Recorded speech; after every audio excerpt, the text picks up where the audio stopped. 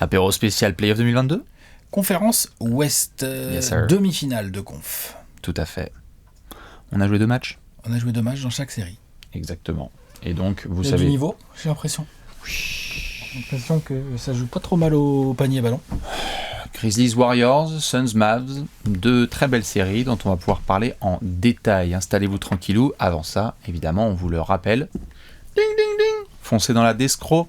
Il y a un nouveau petit produit, Made in Trash Talk, les cœurs brodés. Si vous êtes passionné, vous savez quoi faire. Allez-y. Si vous aimez la broderie. Moi, j'aime bien la broderie. Il est chouette. Voilà. Bon, on m'a arrêté dans la rue, on m'a dit où est-ce que tu l'as eu, frère. Un petit cœur découpé dans une balle orange, bien évidemment, et brodé. Sur là, c'est du noir, mais il y a du gris, du blanc. Exactement. Du bleu aussi, je crois. Tout Vous à irez fait. voir sur le shop. Il y a les liens en Descro, c'est ça? Tout à fait, vous foncez en C'est Descro, bien. et si on se croise dans la rue et que vous faites comme ça voudra Ouais. dire que Ah bah là. TMTC ou TMTS, comme dirait l'autre.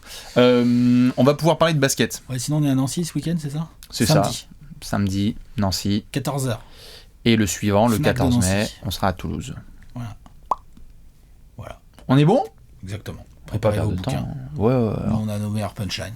Ramenez-vous, on sera éclaté de la gueule parce Même qu'on va si vous regarder êtes les fan matchs. des Knicks ou des Blazers, vous pouvez venir. Ah Il n'y a non. aucun problème. Ah non. Si, franchement. On est entre y a équipes aucun de problème. playoff là, Ouais. monsieur, s'il vous plaît. S'il vous plaît. Les fans du Thunder. Oh La Rockets Nation. Oh Les fans de Détroit, on en reparlera. On va donc pouvoir se concentrer sur des équipes qui jouent au basketball et donc qui sont en demi-finale de ces playoffs 2022. On a fait la conférence Est, on passe à l'Ouest. 2 magnifiques séries qui ont commencé à Phoenix et à Memphis. Nous sommes, au moment où on parle, sur un score de 1 partout entre Golden State et Memphis et un score de 2-0 pour les Suns face à Dallas. Je te propose évidemment de commencer Tu veux commencer par quoi? par l'équipe qui a joué le plus récemment, nos amis de Phoenix qui mènent donc 2-0 direction Dallas. Ton ressenti, Alexinator, ça va, on est bien là? Écoute, belle maîtrise. Très très belle maîtrise. Luka Doncic exceptionnel. Franchement, il est énorme. Parce qu'il a une sacrée défense en face. Ça lui envoie des joueurs, ça change. Il y a Bridges. Après, quand il switch, c'est Crowder et tout. Enfin, Cam Johnson aussi, il a fait du bon boulot. Booker a fait de très bon boulot sur lui et tout. Premier match, il envoie une mixtape. Il envoie 45 points, 8 passes, 12 rebonds, machin et tout. Mais Phoenix l'emporte. Revenons sur ce Game 1, ouais. C'est vrai. Ce Game 1. Donc, Luka Doncic est exceptionnel. C'est tout. Voilà. C'est un peu le problème de C'est- Dallas. On pourrait d'ailleurs remettre également, on va revenir sur le Game 2 après, parce que je trouve la victoire des Suns dans le Game 2 est encore plus extraordinaire et encore plus significative. Mhm. Dans le Game 1, tu as une sensation Ça va. de match un peu plus serré. Après, quand tu regardes le match dans le détail, il y a un push de au moins 10 points dans le dernier quart de la part des Mavs, mais sinon il y a plutôt plus 15. Il y a plutôt plus 15 sur l'ensemble du match, on va dire. Je suis d'accord, sur le Game 1, vraiment, c'est l'inverse de ce qu'on va voir sur la feuille de match du Game 2, puisqu'on a un score qui est serré sur le Game 1, mais l'impression est quand même plutôt pro-Phoenix. Ouais. On voit que collectivement, ça déroule. Tu t'attendais à du bon Ayton. Bon, Ayton. Tu t'attendais à du bon Crowder. Bon, Crowder. Le premier quart de Booker. Le premier quart de Booker, tout va bien. Les mecs se disent clairement, genre, c'est plus les Pélicans. Eaton, il se fait un petit festin, 25 points et tout. Et pour Dallas, c'est plus Utah. Ouais. Comme on dit là, vraiment, tout Utah. la sensation à la fin du premier quart-temps, c'est genre, oh shit. Ah ouais. Et Jalen Brunson, il fait... Ça a monté d'un vous pouvez me cran. remettre Mike Conley, Ah, damn. s'il vous plaît? Je peux avoir Donovan Mitchell C'était ou... beaucoup mieux de switcher sur Boyan. Et du coup, c'est vrai qu'on a Phoenix qui déroule et ce constat dont tu parles de Luka Doncic, un Max Kleber qui met un Maxi Kleber qui rentre du 3 Exactement, points. il fait un bon game 1. Mais c'est tout. Jalen Brunson a une redescente sur terre d'une violence inouïe. Tous les garçons auxquels on pouvait s'attendre ne contribuent pas. Spencer Dinwiddie à côté de la plaque, Bertans non. Tous les garçons, Dwight Powell ne peut pas exister. Non, Là, il essaye vraiment, de se battre, mais Battre, voilà battre. quoi. Et Bullock et Finney-Smith, Non, bah... faut plus. Oui, ils rentrent dans ce qui Faut sont plus. aussi des role-players. Hein. Faut plus, tout à fait. C'est Ah, vrai, hein. Tout à fait. Victoire de Phoenix au Game 1.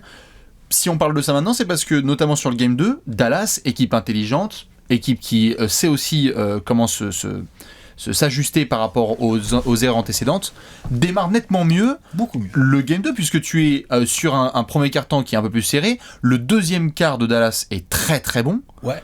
Il y a un moment, moi, qui m'a marqué, je sais pas ce que t'en penses, mais c'est les fameuses minutes sans Luka Doncic, où on se dit, bon, bah, les mecs, si on est sur le même Game 1, ça va partir en freestyle. Tu parles, Dinwiddie, Bertans, etc., ça contribue bien. Vous perdez le lead sur des minutes où il n'y a pas Luka sur le terrain. D'ailleurs, Dallas est devant à la mi-temps, hein, Oui. au Game 2, hein, de 2 ou 3 points, hein, pas beaucoup, mais ils sont devant à la mi-temps. Oui. Et la deuxième mi-temps des Suns est une masterpiece de Chris Paul, on va y venir, et collective, des deux côtés du terrain. Je veux dire, ils ont mis combien de points en deuxième mi-temps ? Ils ont mis au moins 70 points. Hein. Bah, ils en mettent 40 dans le dernier quart, donc Ouais, il y a 71 31. 71 points, ils leur ont mis dans la bouche. Et Dallas ? Et ils en ont encaissé que 49 en deuxième mi-temps. Donc, parce que le troisième quart, c'est déjà les prémices de ce qui va se passer dans le quatrième quart. Dans le troisième quart, il y a une sortie de vestiaire très bonne des Suns. Il y a des Mavs qui ont un peu plus de mal. Il y a une stratégie qui commence à payer côté Suns, qui est de ok, Luka Doncic va peut-être nous mettre la race. On va quand même lui envoyer nos meilleurs défenseurs pour qu'au moins ça soit difficile pour lui. Donc Doncic, Bridges, Booker, les mecs défendent tous au taquet sur lui. Après, il a tellement de talent, l'autre qu'il arrive quand même à scorer. Effectivement. Par contre, de l'autre côté du terrain, il le cible. Et franchement, dès qu'ils peuvent, hein, j'allais dire une attaque sur deux, mais ça se trouve c'est plus que ça. Tiens, Chamet, pose un Ouais, écran. exactement. C'est ramenez-moi Doncic, Chris Paul, Booker, dès qu'il y a un switch un peu... Je veux dire, même Bridges, on lui dit, bah vas-y, joue Doncic. Tu vois, voilà. Du coup, Doncic, bah en fait, il est obligé de taffer, parce qu'on est en play-off, il est obligé de taffer de l'autre côté du terrain. Du coup, ça commence à être compliqué pour lui. Et en quatrième quart, Phoenix continue ses bons efforts défensifs et sa rigueur, sa discipline tactique. Et puis, bah, Chris Paul dit ok, alors comme ça, c'est un peu serré encore ce match. Ça rentre dans le quatrième quart. Bouge pas, je dois avoir des petites notes là. Je l'ai en tête, hein, ça rentre dans le quatrième quart, il y a plus 6 Suns. Plus 6. Et il y a un gros 3 de Brunson dans le Brunson, corner. un gros 3. Réponse immédiate de Chris Paul par un gros 3. Réponse immédiate, en mode... Là, on est à peu près à 11 minutes de la fin du match. À 4 minutes 40 de la fin du match, même un peu avant, à 5 minutes 45 de la fin du match, Chris Paul sort, il y a plus 17. Il y a plus 17. Le run du quatrième quart-temps est extraordinaire. Ouah, c'est un run de fou. Chris Paul score où elle la passe quasiment tous les points. Bah, il est à l'origine des 19 premiers points des Suns sur le quatrième quart. Soit c'est lui qui score, soit il a fait la passe d'ess. Et en plus, en début de quatrième quart, les Suns font ça sans Booker. Ce qui fait que ensuite il y a un petit passage à cheval avec du Booker et du Chris Paul. Et quand Chris Paul sort, il y a plus 17, il reste 5,45, ça pue fort hein, pour les Mavs. Mais ils peuvent encore avoir un petit espoir, un petit truc. Et là il y a Booker, il fait non 3 points de suite, 3 attaques de suite. En regardant le banc des Mavs. Il y a un run de 9-2 hein. Tout à fait, en regardant le banc des Mavs évidemment. Il y a un run de 9-2. Bah alors, bande de tocards. Parce qu'il y a assassin. Parce qu'il y a Tim Hardaway Jr. et compagnie qui le charrient un petit peu. C'est une série où, évidemment, on s'apprécie très fortement. On voit Jay Crowder et Luka Doncic qui se rendent dedans. Ouais. Il y a du Chris Paul et Reggie Bullock qui sont amis de longue date. Theo Pinson aussi. On a Tim Hardaway Jr. qui papote. C'est vrai que le quatrième quart, le début de quatrième quart de Chris Paul est évidemment somptueux. Et donc c'est ce qu'on a vu avec la finition en effet de Booker. Moi, ce que j'ai bien aimé dans les détails, c'est deux choses. Il y a un festival, salut Tony Brothers, arbitre principal du match, il y a un festival de fautes offensives qui sont sifflées dans tous les sens. Très haché le deuxième match, dur à regarder. Hein. Horrible vraiment. C'était très haché. Avec des ballons perdus, des fautes offensives, c'est compliqué. Et donc Ayton et McGee sont dans des soucis de fautes. Ouais. Et là, t'es bien content d'avoir signé Biyombo quand même. Ouais. Parce que l'entrée de Biyombo, elle est bonne. Ouais. C'est-à-dire que tu ne prends pas l'eau en fait. Énergie, rebond. On te demande de dunker en bas. Sans te faire contrer ou faut arrêter lancer, ça dunk. De faire quelques efforts en protection d'arceau, il les fait. Donc tu te dis, fine, DeAndre Ayton fait son pire match possible. Ouais. Je dirais, il a combien de temps de jeu, je sais plus, mais il met 9 points. Il met 9 points. Il joue moins de 20 minutes, je pense, sur la partie. Bouge pas, je peux te le dire tout de suite. 18 ? Je sais pas, un truc comme ça. En tout cas, il a très peu de minutes, ouais. Et 18, ouais. 18, 9 points, 3 rebonds. Normalement, ça, c'est une excellente nouvelle pour Dallas. Mais bien sûr. Ben, même pas. Mais bien même pas, parce que comme on le disait, Luka refait une première mi-temps exceptionnelle. Et sur la deuxième, c'est nettement mieux défendu parce qu'il finit pas à 45 points, hein, il en met qu'une dizaine de points sur la deuxième mi-temps, mais cet ajustement tellement malin de Dallas, de Phoenix, qui a vu sur le premier round, parce que c'est quelque chose qu'on avait déjà vu, hein, Luka qui revient de blessure et Utah parfois attaqué sur Doncic. Tu ne peux pas avoir un joueur avec autant de responsabilités en attaque que tu peux couvrir autant en défense. Les schémas qui sont mis en place par Dallas sont très intelligents, c'est que tu comptes sur les tueurs à gages que sont Bullock, Finney-Smith, Paul, etc. pour que Luka puisse être un petit peu protégé, le fuyant. Ouais. C'est-à-dire sauf que face à une équipe aussi intelligente que Phoenix, ce n'est pas possible. Donc, alors que tu vois un Landry Shamet sur le terrain et que tu dis bon bah on va mettre Luka dessus parce que Shamet, bon bah tu le suis, etc. Tout de suite, il y a Booker Chris ou Paul Chris Paul qui fait viens et de voir Luka avec un bronzage de Normand, l'autre il était rouge vif parce qu'il en pouvait plus de courir dans tous les sens et de se prendre des N1 ou des décalages, parce qu'en plus même quand Dallas est venu doubler sur Chris Paul, la balle elle tourne, Michael il trouve Bismack bien en bas, il y a dunk. Ouais. Moi j'étais Crowder, il a mis des tirs. Bien sûr. Du coup, ça fait mal, ça. Moi, j'étais hyper impressionné par le niveau d'intelligence des Suns sur cette deuxième mi-temps. Tu ne pouvais rien faire. Tout Dallas que tu sois, tu pouvais que encaisser. Et puis, ils sont sans pitié, en plus. Ils ont le côté smart, le côté intelligent à la Chris Paul, à la Monty Williams, le côté vraiment réfléchi, le basket, jeu d'échecs et tout. Et ils ont le côté méchant de Crowder, de Booker et tout, qui sont... Eux, c'est des faut le dire, c'est des enfoirés, quoi. Ouais. Booker, moi, ça m'a fait triper. J'étais là, genre, attends, il sort un peu Chris Paul, ouais, plus 17, ouais, c'est bien. Dallas, il y a un panier, je crois, de Doncic, pour revenir à 15. Là, Booker, bam, bam, bam. T'es là, tu fais OK. Et l'autre, il commence à parler là au banc et tout. Bah, t'es là, tu fais OK. Ils ont ce côté genre. Booker, tu tombes au sol, il tête t'écrase sous l'eau. Ouais. Tu tombes au sol, il te tend pas la main pour te relever, il t'écrase le front contre le bitume. Hein. Ce qui fait que effectivement, entre cette maîtrise tactique des Suns, entre Luka qui est extraordinaire mais qui est un peu seul, et des role players de Dallas qui ont du mal parce qu'ils se font bien maîtriser par la défense des Suns. Et le côté genre, bah ouais, mentalement, c'est pas le même délire que Utah. C'est-à-dire que quand Dallas a essayé, tu vois, en première mi-temps, de rentrer et tout, c'est bien. Il a des fautes à Ayton, pas de souci, on met Magui. Ah, il a des fautes, pas de souci, comme tu l'as dit, on met Biyombo. Et surtout, du coup, on se met à attaquer différemment. On cherche d'autres choses et tout, on pose des écrans. Enfin, tu sens que c'est une équipe qui est prête à beaucoup de cas de figure et tout. Et puis, on en arrive aussi au cas Finney-Smith et au cas Brunson, qui n'arrivent pas à exister tous les deux dans cette série, alors qu'ils ont fait très très mal au Jazz tous les deux. Là, ils n'arrivent pas à exister. Brunson, balle en main. Je sais même pas s'il a passé une fois l'épaule. Oh, j'exagère, évidemment. Vous allez tous me trouver un petit extrait vidéo où il passe, mais ouais, il est en galère. Et il est en galère. Là, l'arc entre sa série contre le Jazz et là, tu mets de la taille sur lui. Ils ont très vite compris à Phoenix qu'on allait devoir laisser. Tu as l'impression que Phoenix a pris une décision claire et logique, qui est de se prendre une LeBron 2008-2009 par Luka Doncic, mais autour t'auras rien, frère. En gros, ils lui mettent des défenseurs pour qu'ils se fatiguent, des défenseurs costauds. Hein. Ce que Luka Doncic fait à Michael Bridges ou à Jay Crowder, franchement, c'est indécent. Et à Cam Johnson. C'est interdit. Et à Cam Johnson, c'est interdit au moins de 18. C'est incroyable ce qu'il leur fait, ce que sont des défenseurs énormes. Phoenix a une des meilleures défenses de la ligue. Hein. Attention. Luka, c'est indécent. Là, c'est un malade, c'est un grand malade. Mais c'est vrai qu'à côté, ils ont bien réfléchi à comment ils allaient gérer leur truc, et ils se sont dit, bah de toute façon, en fait, même s'il en met 40 tout seul, il va pas nous battre, en fait. Et effectivement. Après, on le sait aussi, il faut que Dallas revienne sur ses principes. C'est compliqué face à Phoenix, mais il faut qu'ils reviennent sur leurs principes qui ont fait leur succès cette saison, c'est-à-dire que tu es une des meilleures défenses de la NBA. Tu t'es fait, sur un jeu d'échecs, tu t'es fait cibler là par une équipe intelligente qui a dit, on va vous punir là où ça fait mal. J'allais te dire, prends le PC, est-ce que tu peux dire aux gens qui nous écoutent les pourcentages de Phoenix sur ce Game 2, s'il te plaît? Voilà, mais attends, Phoenix, il shoot à 50%. Là, sur le Game 2, c'est indécent. 67 64% au tir, 52% de loin. Donc ça, c'est impossible. Surtout qu'en plus, il y a un autre truc, Bastien, t'en avais parlé, je crois que c'est toi qu'on parle, quand on fait la preview, tu parles de la capacité parfois un peu faiblarde de Phoenix à aller chercher les lancers. Là, ils en ont quand même 21 du coup. Puis alors pour le coup, il y a que des bons shooters. Regarde la preview. Il y a que des bons shooters. Donc là, 21, ils en mettent 18. Enfin, parce que pour le coup, Phoenix... Non, tu joues pas. C'est vrai qu'il y a beaucoup de bons shooters. C'est l'inconvénient de défendre sur Phoenix, c'est que tout le monde, à part Biyombo, on va dire, mais tout le monde sait shooter. Hein. Ayton, tu laisses pas dans le périmètre. Non. Tu vois, Magui, pas ouf, mais je veux dire, même on voit Wainwright, il rentre, il te met à 3 points dans le corps. Non, bien sûr. Ça doit, tu vois, ça fait trop mal au... On avait parlé en effet dans la preview du fait que c'était des équipes qui n'étaient pas hyper friandes de lancer. Phoenix a regardé évidemment l'apéro parce qu'on les remercie. Thank you for regarding the Monday best day of the week, best way of the week. On voit que c'est agressif, donc ça a provoqué des lancers.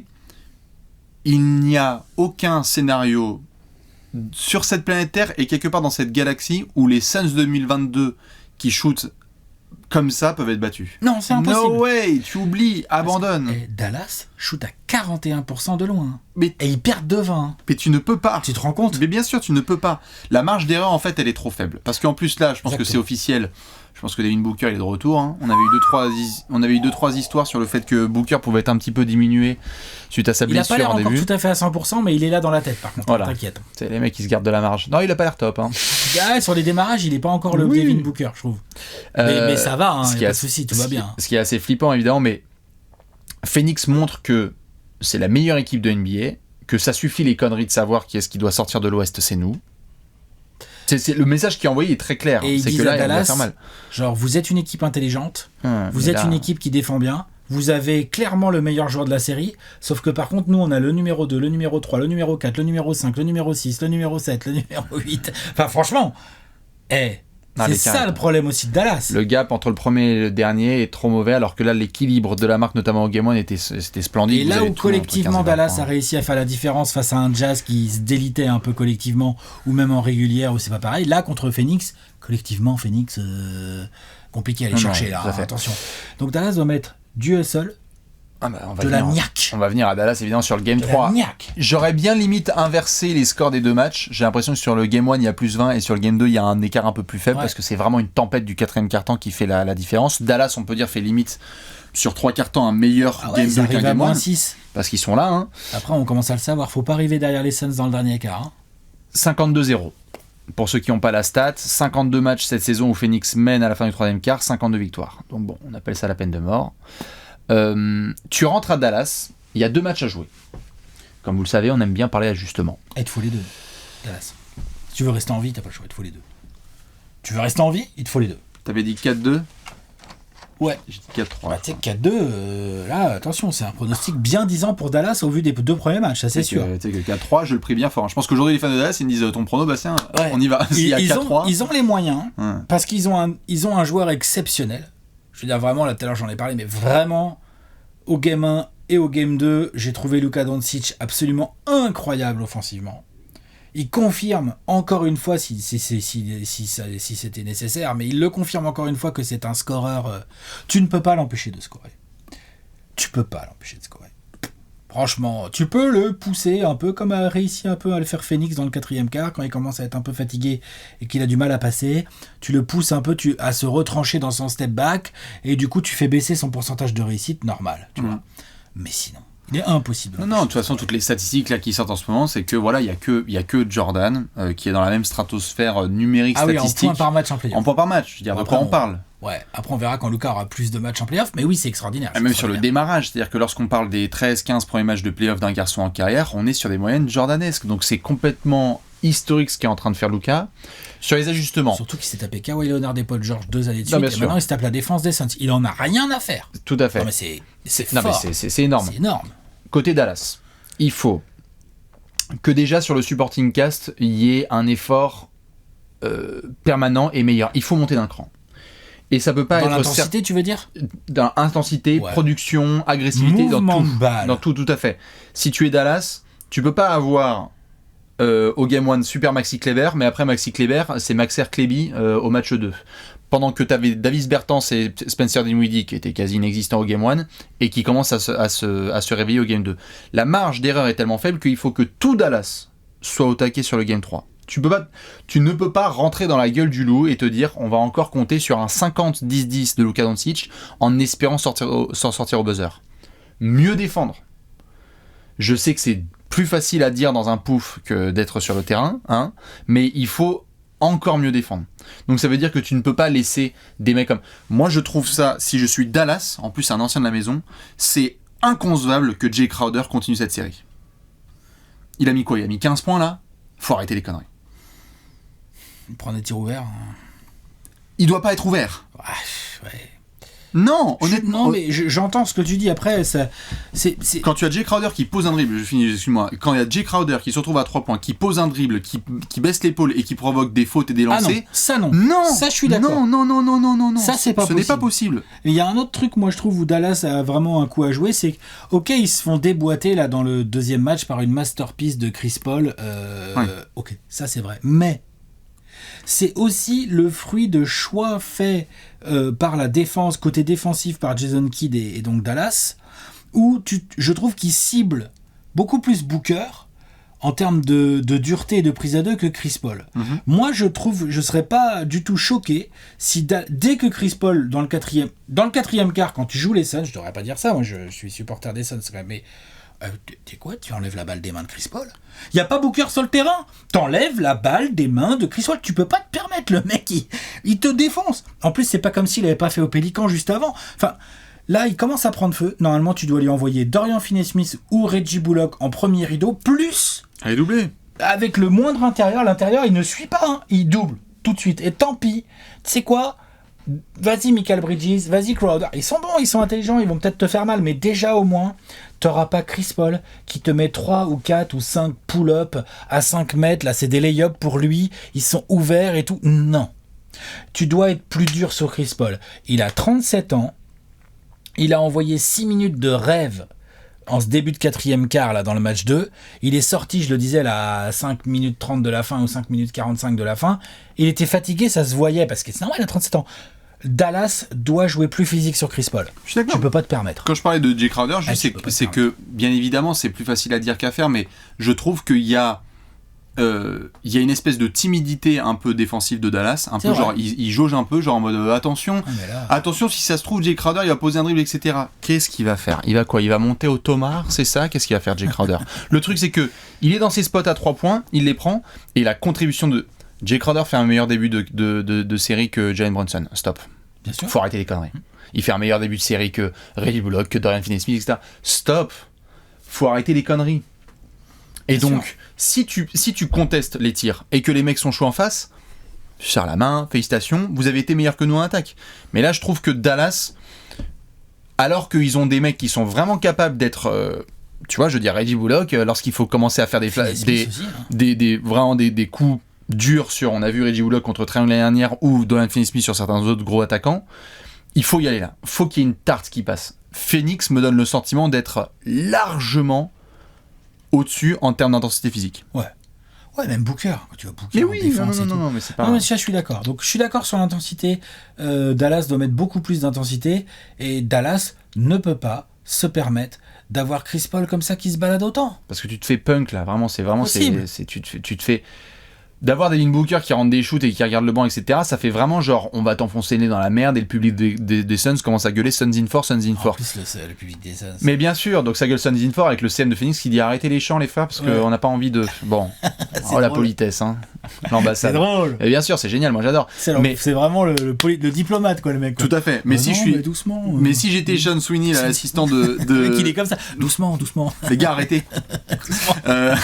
Si vous êtes Jason Kidd, moi, tu vois, si j'étais là, il y a un moment où dire, ou je sais pas quoi et tout, mais tu rentres dans le vestiaire. Tarde dans sa bouche à Chris Paul. Oui, non, bien sûr. Ou juste, tu mets une patate dans le tableau, dans le vestiaire, et tu fais, les gars, là, on est en train de se faire prendre pour des enfants. Il faut qu'il y ait quelque chose qui parte. Faut qu'il y ait... Je suis pas en train de dire qu'il faut faire une Dillon Brooks contre Gary Payton 2. C'est pas ça que je suis en train de dire. Mais, dans l'intensité et dans la manière de laisser Phoenix rentrer dans ses zones de confort, tu peux pas te permettre. Pas possible. Non, et quand ça commence à prendre feu comme ça, à travers Chris Paul ou à travers Booker, et Chris Paul sont des joueurs très compliqués à défendre finalement parce que ils sont fuyants, ils se baladent entre les écrans, ça te met des petits mid-range, des fade-away et tout. C'est vrai que c'est chiant, hein. Ouais. C'est pas des joueurs qui vont aller chercher les fautes, qui vont trop au contact ni rien et tout. Booker un peu plus que Chris Paul, mais Chris Paul va plus au contact. Chris Paul, il est... C'est la petite anguille qui te fait mal, quoi. Mm-hmm. Par contre, t'as moyen de doubler, t'as moyen de faire des choses, tu ne peux pas le laisser avoir autant l'emprise comme ça sur un match. Tu sais quoi? C'est pas compliqué. S'ils laissent Chris Paul jouer comme ça dans les quatrièmes quarts, ils n'ont aucune chance. C'est impossible. Ils gagneront pas. Même avec Luka en 40-10-10. Est-ce qu'on revient à 2-2 à Phoenix? Moi, je pense pas. Je pense pas. Vous êtes taquin. Moi, je pense pas. Je pense que je vois bien Phoenix en prendre au moins un des deux, moi. Puis pareil, hein, on a parlé d'autres équipes comme ça. Phoenix, ils vont arriver à Dallas, ils vont faire alors attends. Le troisième match, en fait, on le veut bien. Enfin, tu vois, cette équipe de Phoenix, ça c'est sûr, elle va pas du tout être en mode relâchement. Je n'y crois pas. Surtout que pour le coup, et ça, c'est Monty Williams et comment il s'appelle Michael Bridges, quand on parlait, je crois que c'était juste après la série contre les Pels, ils ont dit ça, on en a chié, respect les Pels, trop bien et tout. Ils nous ont mis le doigt exactement là où on en avait besoin, c'est-à-dire en gros, Phoenix a eu ce wake-up call. Il y a eu la petite blessure de Booker, il y a eu la peur, un peu le côté puissance physique de ces Pels. Et là, il se retrouve face à un Dallas qui, comme tu le dis, joue un peu trop timidouille parfois. Là, Enfin, je veux dire, si au Game 3, Dallas laisse Phoenix arriver en tête dans le 4e quart et qu'ils sont pas plus agressifs sur Chris Paul, ils vont pas se faire prier, les Suns. Ils vont le prendre aussi, quoi. Donc non, Dallas n'a pas le choix. Dallas doit rentrer dans la bouche des Suns dès le Game 3 pour revenir à 2-1 et après voir comment ils peuvent naviguer dans cette série. C'est pas fini, hein. Non, c'est pas fini. Ils ont fini. beaucoup de talent et ils ont le meilleur joueur de la série. Mais c'est vrai que collectivement... J'espère qu'il y aura 2-2 pour le suspense de cette série. Je pense pas, moi. Mais c'est vrai qu'on se dirige plus vers un 3-1 potentiel. Oh là là, ouais, je suis d'accord. Dites-nous évidemment, fans des Mavs et des Suns, ce que vous en pensez. On va devoir basculer du côté de Memphis Grizzlies Warriors et Golden State. Tout à fait. Un partout au moment où nous parlons de cette série. Waouh, quelle série. Deux gros matchs. Waouh. 2 matchs extraordinaires. Incroyable. Game 1 et Game 2. On va parler de tout, évidemment, dans les détails et de manière chronologique. Game 1, victoire dont on a pu reparler un petit peu tous les deux. Impressionnante de la part des Warriors face au challenge qu'ils avaient, alors que tu n'as pas un Steph et un Clay qui sont vraiment adroits, alors que tu as Draymond qui se fait expulser en première mi-temps, tu as un Jordan Poole qui est formidable et qui fait un boulot sur la défense de Memphis qui est exceptionnel. Tu gagnes au finish avec de la grosse défense, avec des garçons qui se battent au rebond. C'était vraiment le strength in number dans une victoire. Ouais, le côté guerrier. Le côté guerrier. Ils portaient bien leur nom, quoi. Guerrier, tactique, pas peur, FedEx Forum, ils en ont vu d'autres. C'est vrai, ils en ont vu d'autres. Ils en ont vu des salles hostiles et tout. Les mecs, il y a quand même pas mal de mecs qui ont tout vu, tout fait là, dans cette ligue, chez les Warriors. Là, quand même, là, entre Green, Curry, Clay, tu vois, même Looney, en fait. Looney, il en a vu d'autres. Iguodala et tout. Ouais, c'est ça. Donc, tu vois, Steve Kerr. Enfin, toi, voilà, les mecs qui sont là, ils sont bruyants. Ils sont bruyants. Tu vois, genre, voilà. Non, mais c'est t'en souviens en 2013 ouais. C'est trop ça. Ah, déjà, il avait 8 ans. Ouais, c'est pas Cleveland, mais ils sont quand même brillants. Tu vois, genre, voilà, quoi. Tu vois, ouais, bien sûr. Donc, ça, voilà. Les mecs ont vécu plein d'ambiances, des situations difficiles. Ils ont été malmenés par des équipes, ils s'en sont sortis. Ils ont fait 5 finales en 5 ans. Enfin, bref, voilà. Donc, ça leur fait pas peur. Ils gagnent ce match sans faire un match si extraordinaire que ça, d'un point de vue pourcentage au tir, ils le gagnent. Très dur à encaisser comme défaite pour les Grizzlies. Ouais, c'était chaud. C'est vrai, hein. Bah, les matchs, les derniers tirs loupés par Ja Morant, très bonne défense de Steph, où on dit what, Steph, Defensive Player of the Year, Steph, Marcus Smart, on le voit faire des stops sur Ja Morant, Klay Thompson, qui s'en veut de louper les lancers, mais il met un gros 3 points avant. T'avais vraiment le sentiment que le grand daron était venu dans cette série, avait dit, on a 2 matchs, on récupère l'avantage du terrain, on l'a fait. Et ils l'ont fait sur le Game 1. Il n'y a pas grand chose à dire. Maintenant, dans l'entre-deux matchs, on a notamment du côté de Memphis des premières déclarations, notamment de Dillon Brooks, sur le fait que ça va jouer un peu plus intense. Je pense qu'on a eu la confirmation. Oh la vache, ouais. Et on rentre dans un bain de sang dès le premier quart-temps. C'est ça, c'est-à-dire que... Je pense que le temps que cet apéro sorte, on va avoir l'annonce de Dillon Brooks qui va être suspendu pour le Game 3. Je pense, j'espère. Tu penses, ouais ? Ouais. Dillon Brooks fait une faute... Ah, c'est pas bien. Vraiment moche sur Gary Payton 2. On peut revenir sur le côté volontaire, machin, etc. Je pense qu'il lui tape la tête et qu'après, fracture du coude donc de Gary Payton 2. On a vu les nouvelles qui sont tombées ce mercredi soir. Il y aura entre 3 et 5 semaines d'absence pour Gary Payton 2. Une vraie absence pour les Warriors, vu le taf qu'il est capable de faire. Il est mis titulaire et tout, c'était malin. Bien sûr. Donc on démarre là-dessus, on a Draymond qui se prend un coup dans l'œil, il revient, il est borgne, on a Stephen Curry qui se fait mal au doigt, il saigne. Bon, en gros, c'était Golden State, il n'y a plus qu'à se faire écarteler entre 2 tracteurs et on a fait toutes les peines de mort possibles et imaginables. Memphis débarque, et ça veut pas dire que Memphis fait des coups de salaud dans tous les sens, c'est juste que ça démarre très intense et le staff médical des Warriors se dit mais les mecs, à la mi-temps, on va être plus que 4. Ouais, puis voilà, c'est un sale geste, j'ai vu pas, ouais, non, ça joue dur en play. Non, c'est pas ça joue dur en playoff, ça. Ça, c'est un sale geste. Le geste de Dillon Brooks, oui. Ouais, c'est un sale geste. Je l'isole parce qu'après, les côtés Tillman qui se bat au rebond et en fait, il y a un coude qui tombe sur Draymond Green. Non, tu vois. Non. Steph Curry qui se prend un écran de Brandon Clark et qui saigne de la main. Je suis désolé, les frères, ça arrive. Ah non, ça, je suis d'accord. Ça joue dur en playoff. C'est juste pour pas mettre dans le même sac le côté tous les Grizzlies sont des salauds. Non, pas du tout. Et à l'époque, on avait critiqué le geste de Grayson Allen sur Alex Caruso. Moi, je le mets dans la même catégorie que le geste de Dillon Brooks sur Gary Payton. Ce sont des gestes dangereux. Et certains ont dit sur des mecs en l'air, donc qui peuvent rien faire. Quand t'es en l'air, on voit bien Gary Payton 2, c'est pourtant pas la moitié d'un athlète. Hein. Non, il peut rien faire, il retombe, il sneak le coude. Tout à fait. Et Steve Kerr dit que le code il a été cassé. Le code, pour ceux qui le connaissent pas, c'est évidemment un joueur en l'air. Pour un mec qui coach Draymond Green, c'est gonflé. Et c'est là qu'on en vient aussi au fait que. Attention, on a quand même Draymond Green qui a envoyé Brandon Clark au tapis. Il manque plus que Dennis Rodman et il exagère, Dillon Brooks, tu vois. Genre, Charles Oakley, les gars. J'attends la déclat de Robert Tess, genre Dillon Brooks, c'est dangereux. Calmez-vous, Charles Oakley. Tu vois ce que je veux dire. On a Draymond au Game 1 quand même qui fait un hippon sur Brandon Clark. Draymond a mis des coups de pied, des machins, des trucs, et ça aurait les yeux et tout. Et ça aurait pu très mal finir pour Brandon Clark. Ceci étant dit, Golden State parvient à tenir dans la rencontre parce que tu as une meilleure première mi-temps des Splash Brothers. Jordan Poole est redescendu sur terre, ça a un peu mieux défendu aussi en face. Ja Morant est incroyable en première période. Extraordinaire. Le mec est à un niveau stratosphérique. Heureusement d'ailleurs, parce que le reste de l'attaque de Memphis, c'est pas la panacée. C'est pas top. Jaren Jackson Jr. est redescendu sur terre. C'est clair que là, ouais. Après le Game 1 de KD. On a eu Kevin Durant et. Tout à fait. Voilà. Là, on a eu Jaren. Tout à fait. Tu peux quand même compter sur certains garçons comme les Brandon Clark, D'Anthony Melton, etc. Mais tu as une ultra dépendance de Ja Morant parce que Dillon Brooks est sorti exclu, que Desmond Bane. Compliqué là. Il y a de la lumière là. Il y a de la lumière. Il y a apparemment. Il est sophomore. Tout à fait. Et il y a apparemment un petit souci au dos. Ouais. Donc il faudra surveiller parce que là vraiment Desmond Bane n'est pas du tout à la hauteur du challenge. Donc il faut voir si c'est vraiment si tendu que ça. Mais sur la deuxième période, on voit Golden State nous faire une Golden State. C'est-à-dire que le troisième quart-temps démarre pas top et on se dit le fameux troisième quart des Warriors, bof, ils reviennent à égalité, je crois. Il y a 77 partout à la fin des trois quarts-temps. Mais au début du quatrième quart, Steph, 3, Jordan Poole, un petit truc. Tu dis putain, il y a plus 4, plus 5. On est à 9 minutes de la fin du match. Memphis est mené 1-0 dans la série et ils perdent de 4-5 points avec le momentum qui est clairement côté Golden State. La salle est assez silencieuse. Et là, il y a Ja Morant qui fait nope. Et la suite, elle est historique. Ouais, Ja Morant, 22 ans. Il a fait non, les gars, on s'est mal compris en fait. On s'est mal compris. Donc le meilleur joueur, c'est Wham. C'est vrai, Ja Morant, c'est ça qu'il a voulu dire dans cette dernier carton. Où il avait déjà scoré beaucoup de points en première mi-temps. Il ne fait pas un gros troisième quart. Alors par contre, le quatrième quart, il met les 13 derniers points. Il met 18 points dans les 15 derniers des Grizzlies, avec un œil en moins parce qu'il se fait mal avant en disant il faut que je sorte parce que je vois que dalle. On lui met des gouttes dans les yeux, il fait c'est bon, la tête à l'arceau les frères.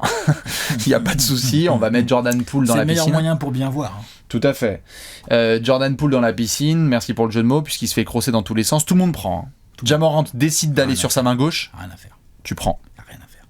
N1, la totale. Rien à faire, il fait tout. Il tient à bout de bras son équipe et il l'a fait gagner. C'est ça qui est fort. Et il les fait gagner, ces salauds, putain, les mecs, ils tiennent, quoi. Il les fait gagner parce qu'autour, ça s'applique en défense. Parce qu'aussi, les Warriors, c'est vrai qu'ils ont fait un bon début de quatrième quart, par contre, ils font une très mauvaise fin de match. Oui. Fin de match pourrave des Warriors offensivement. Ça shoot ultra mal. Clay dégueulasse. Clay a vraiment abusé sur le game 2. Ouais. Bien dégueulasse. Et donc, du coup, c'est tout le côté positif de cette victoire pour les Grizzlies, parce que tu étais mené 1-0, tu avais perdu le premier match chez toi.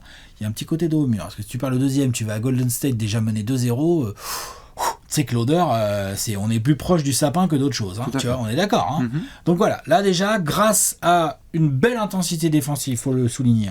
Très, très, pour une jeune équipe comme ça, je trouve ça vraiment hyper intéressant de voir l'opposition entre ces Warriors. On disait en début de vidéo, ils ont tout vécu, ils ont tout vu, ils ont une expérience de malade, ils sont ensemble depuis des années.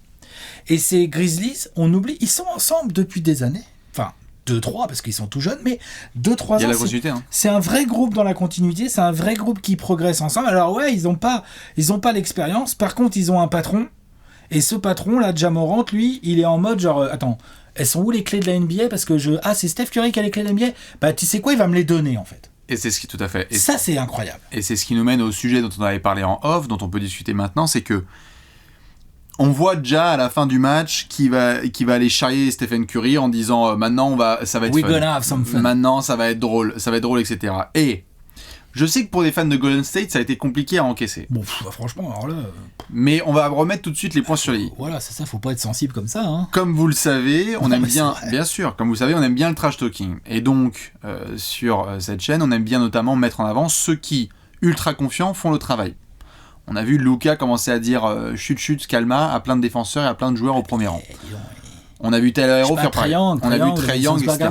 On en a vu plein. On a vu Jalen Brown faire pareil. Il y en a plein. Tatum, tous. Tatum, il y a Kevin Durant qui monte la balle, l'autre il tape les mains sur le parquet, il fait vas-y, viens. Bien sûr. Non mais.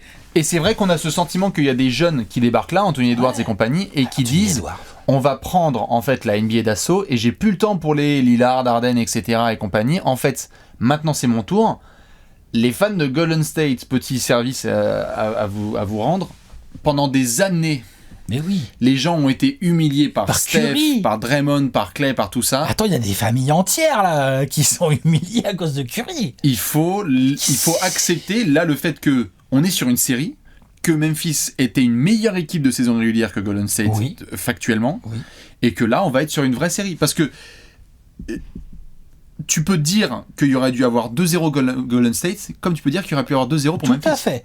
Et le We Gonna Have Some Fun là de Ja Morant, il est même pas méchant. Mais non. Il est un peu trash talk, mais moi, apparemment Curry avait dit plus ou moins la même chose à la fin du Game 1. Mais bien sûr. Et qu'est-ce que tu veux? Ja Morant, il a 22 ans. Steph Curry, il a 34.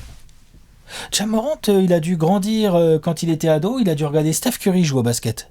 Et là, c'est quoi? Il a, sur la plus grosse scène de basket du monde, il a l'opportunité de fumer Steph Curry. Bon bah... Surtout qu'il a pas s'en priver, hein. Tout à fait. Et il a les performances qui vont avec la verve. Parce que si t'es Patrick Beverley, qui est bien content d'avoir dit sur Instagram, nous on n'a pas pris 45.2. Il m'a trop fait. Il est extraordinaire. Le mec, il est en popcorn. Il est bon, lui. Il est en vacances. Franchement, la tenue. Hein. Nous, on n'aurait jamais pris ça. Il a pas bougé. Nous, on n'aurait jamais pris ça. Bon, on est éliminé. Bon. Mais on s'est fait retenir par Brandon Clark. Mais moi, en tout cas, j'ai pas pris 45 de la part de Ja Morant. Le fait de voir un garçon comme ça, comme Patrick Beverley par exemple, qui fait du trash talking mais qui produit pas derrière, ça, c'est irritant. Mais que Ja fasse ce qu'il fait en ce moment-là, après le premier tour où on l'a critiqué, qu'il rentre non seulement dans la gueule des Warriors, mais qu'en plus il y rajoute du trash talking, on valide à 4000%. Ça fait le jeu de Ja Morant, ça rend fou. Si ça perd, les gens vont le critiquer. Mais si ça gagne, laissez-le faire ses danses. C'est ce qui fait qu'il est à ce niveau-là, en fait, ce mec. Son niveau de confiance est à la hauteur des légendes du jeu, en fait. C'est ça. Il est trop fort. Puis, genre, attends. Les mecs, ils ont gagné 55 matchs de régulière. Ça a été pas facile, mais ils s'en sont sortis avec des immenses comebacks contre les Wolves. Là, il met 47 points dans la bouche des Warriors de Steph Curry. Attends. Si là, il est pas en confiance, c'est quand qu'il est en confiance, en fait. Vous voulez qu'il dise quoi? Merci, bon match. Non, mais c'est quand? Si là, on serre la main. Ouais, c'est ça, bon. Genre, bien joué. Non, mais si là, il est pas en confiance, c'est quand, en fait? Donc oui, non, bien sûr. Et puis... Laissez-le faire. Et puis, il faut pas oublier,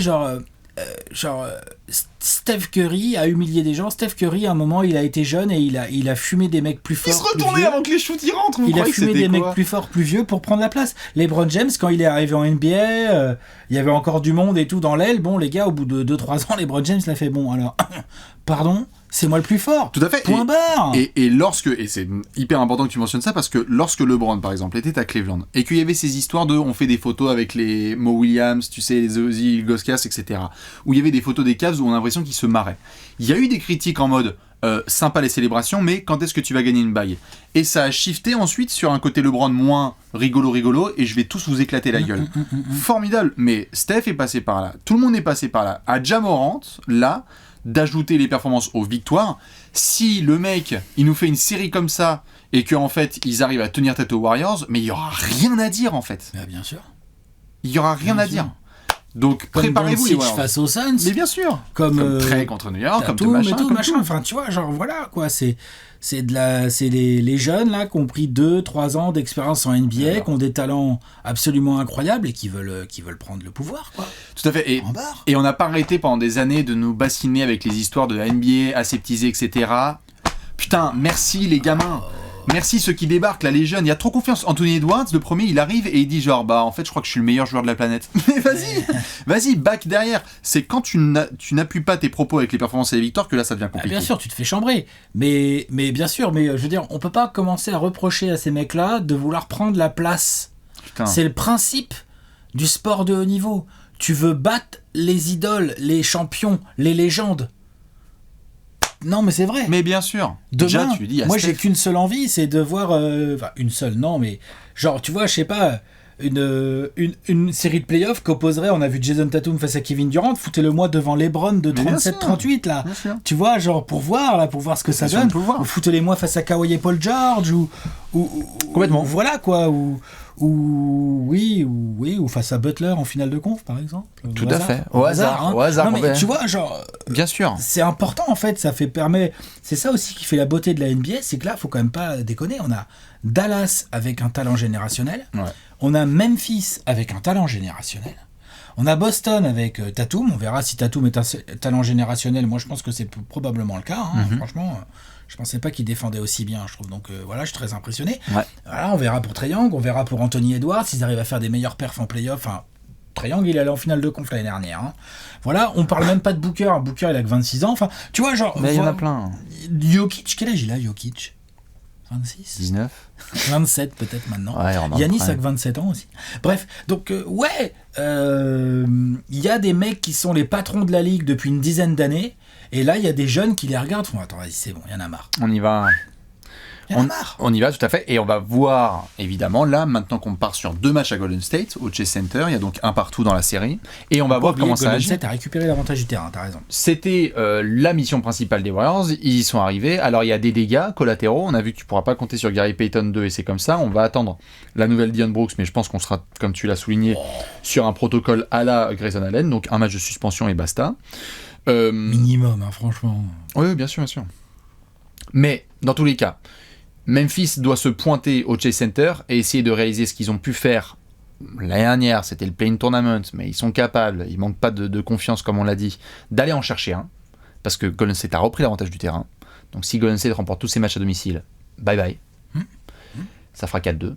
Memphis, ils doivent en remporter un là-bas. Ils sont capables. Ils sont tout à fait capables. C'est une série absolument immanquable. Je sais que les horaires sont chiants parfois, etc. Mais là, on est sur un truc qui prend la direction d'une opposition all-time. Moi, je l'ai déjà acté. Je pense que la NBA, ils ont déjà, tu sais, ils doivent discuter. Là, ils disent genre, ouais, on verra en août le programme du NBA Christmas. Tu peux juste me mettre un Warriors Grizzlies, s'il te plaît, de côté. C'est clair. S'il n'y a pas Warriors Grizzlies à Noël prochain. Warriors Suns, du coup. Non. Je sais pas, ouais, non, c'est clair.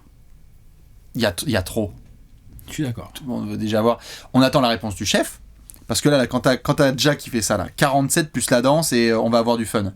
Si Steph ne répond pas avec une dinguerie, attention. Steph, il va mettre des dingueries. Il faut voir si ces dingueries feront gagner. C'est un point d'ailleurs qu'on peut souligner. C'est que sur ce match 2, on parle que de Morant et tout, ils gagnent que de 5 points, Memphis. Alors que Golden State shoot à combien là Je sais pas, mais c'est justement ça que je voulais dire. 7 sur 38 Genre, 7 sur 30 bouge pas. De souvenir, 7 sur 30 7 sur 38. 7 sur 38 18% à 3 points. Et seulement 42% au tir en global. Même pas 80% de leur lancer. Enfin, genre... attention à ça du côté de Memphis, parce que je pense que c'est vraiment le bas, du tout en bas de ce qu'elle va faire Golden State. Tu Donc, sens qu'ils ont attention. un peu de marge, tout à fait. En tout cas, offensivement, en termes de réussite au tir, c'est sûr. Oui. Et tu sens aussi que ce serait bien pour Memphis que Desmond Bane démarre sa série. Oui, ça, il va falloir. Et que la bataille des bancs ne soit pas ultimement remportée par Jordan Poole. Parce que là, il y a eu des bonnes perfs de Clark, de Melton et compagnie, mais là, tu sens que Golden State, même les entrées de Kuminga sont très bonnes. Ouais. Autoporteur, pas si mal. Autoporteur super, ouais, tout, genre. Non, je suis d'accord. Le banc de Golden State paraît dominateur. Je suis d'accord. C'est plus Clay et Steph pour l'instant. Qui, si eux, ils upgrade un peu, ça va être compliqué pour Memphis. Ouais, parce que là, déjà, tu peux pas demander beaucoup de choses de plus. Non. Bah, enfin, s'il fait tellement plus, là, on va, on va commencer à être en majuscule en permanence, là. On va écouter On est en en caps lock. Exactement. Dites-nous ce que vous pensez de cette série. On retourne à Memphis pour le Game 5, il y a combien ? 2-2. Allez, 2-2, ouais. Oui. Je suis d'accord. 2-2. Ouais. 2-2, ça me paraît bien. Pas le 3, mais le 4. Je sais pas, mais 2-2, ça me paraît bien. Ouais. Ça serait bien en plus pour le spectacle, hein, on va pas se mentir. Let's go, on en veut plein de cette série, on en veut en 8. Dites-nous ce que vous en pensez dans tous les cas de cette série et de celle entre Phoenix et Dallas.